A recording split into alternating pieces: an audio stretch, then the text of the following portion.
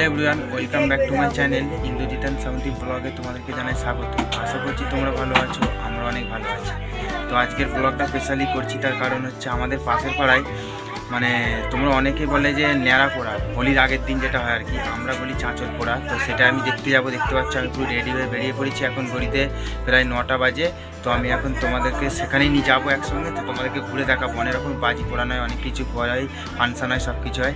তো সেখানে আমি যাব। তো তোমার সঙ্গে আমি ভিডিওটা পুরো শেয়ার করবো। আর যদি ভিডিওটা ভালো লাগে চ্যানেলটি সাবস্ক্রাইব করে আমাদের পাশে থাকবে। আর পাশে থাকা বেল আইকনটা অবশ্যই তোমরা প্রেস করে দিও, কারণ আমরা প্রথম যখন ভিডিও ছাড়বো তখন তোমাদের কাছে নোটিফিকেশানটা চলে যাবে। চলো তো ভিডিওটা স্টার্ট। তো বন্ধুরা, ফাইনালি আমি চলে এসেছি আমাদের এখানে ন্যাড়া পোড়া দেখতে। আর অনেকে বলে ন্যাড়া পোড়া, তো আমরা বলি চাঁচর পোড়া। তো দেখতে সেটাই চলে এসেছি। দেখতে পাচ্ছ এখানে ফার্স্ট মানে ঘড়িতে প্রায় 9টা বাজে। এখানে ফার্স্ট গাছ মানে বমের গাছে আগুন লাগিয়েছে। দেখতে পাচ্ছ বমগুলো খুব জোর পেশ হচ্ছে। এত আওয়াজ ছিল যার জন্য আমি মানে সাউন্ডটা অফ করে রাখতে বাধ্য হলাম। খুব জোর সাউন্ড, পাশে গান সবই বাজছিল। দেখতে পাচ্ছ এখানে প্রচুর পরিমাণে বাজি পোড়ানো হয়। আমাদের মানে আমরা যেখানে থাকি তার পাশের পাড়ায় এটা অনুষ্ঠিত হয় প্রতি বছর হোলির আগের দিন। দেখতে পাচ্ছ এখানে প্রচুর বাজি পোড়ানো হচ্ছে। এটা তোমরা সবাই জানো তুবড়ি। দেখো ভিডিওটা তোমাদের ভালো লাগবে। আর যদি ভিডিওটা ভালো লাগে চ্যানেলটি সাবস্ক্রাইব করে আমাদের পাশে থেকো, অবশ্যই তোমাদের ভিডিওটা ভালো লাগবে। দেখতে পাচ্ছ এখানে প্রচুর বাজি পোড়ানো হচ্ছে। ভাবলাম যে তোমাদের সঙ্গে ভিডিওটা শেয়ার করি। আমি একাই গিয়েছিলাম, শ্রাবন্তী আর আর্য যায়নি, কারণ ওরা রাত হয়ে গেছিলো। পাশের পাড়ায় ওরা যায় না, আমরা ছেলেরা কয়েকটা বন্ধু মিলে ওখানে গিয়েছিলাম। তো দেখতে থাকো, আশা করছি তোমাদের ভালো লাগবে। দেখতে পাচ্ছ এখানে একটা মানে হাওয়াই উড়িয়েছিল। হাওয়াইটা ওড়ানোর পর মানে ওপরের দিকে না গিয়ে কিছু কিছু বাজি তো থাকেই, বাজি খারাপ ছিল যার জন্য হাওয়াইটা পাশেই পড়ে গিয়েছিল। আর আমরা একটু সামনের দিকেই দাঁড়িয়েছিলাম। আমার হাতে এসে একটা বাজির মানে বাজির মধ্যে যে থাকে না বালি একটা এসে পড়েছিল, হালকা মানে লেগেছিল। তো ঠিক আছে, সেরকম বেশি কিছু লাগেনি, হালকা মানে লেগেছিল। আগুন মানে মানুষের সবই এদিক ওদিক যেসব দোকান পশুরই ছিল সবার গায়ে আগুন পড়ছিল। সেকেন্ড গাছে ফের আগুন দিয়ে দিয়েছে।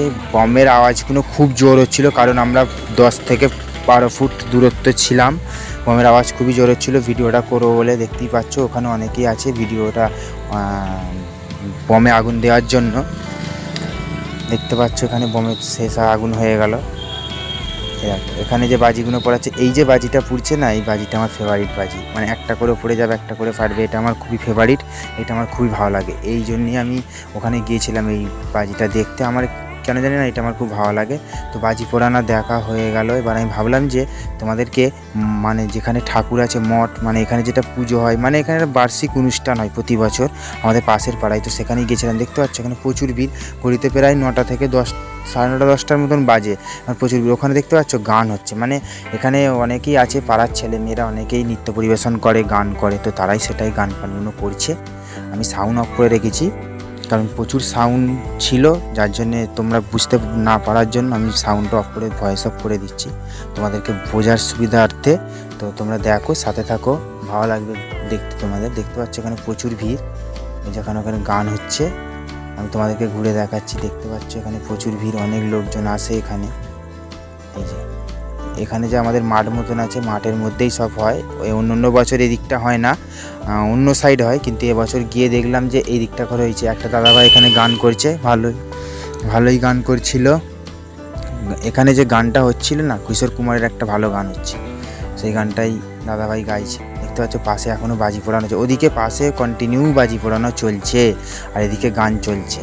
আর সামনের দিকে মন্দিরের দিকে মানে পুজো অর্চনা সব কিছু হচ্ছে। তো যাবো সেদিকে। এদিকে অনেক বাচ্চাদের মানে যেসব বাচ্চারা স্কুলে পড়াশোনা করে তাদের হাতের কাজ, মানে তাদের এক একটা ছবি আঁকা সব কিছুই আছে, তোমাদেরকে দেখাবো। তো এখন তোমাদেরকে এখানে আমি দেখাচ্ছি। দেখো অনেকে আছে ওখানে চট পেতেছে, বসে পড়েছে। দেখতে পাচ্ছ ওদিকে এখনও গাছে বম, মানে গাছের আগুনে বম দিয়েছে, এখনও বাজি ফুটছে ওখানে।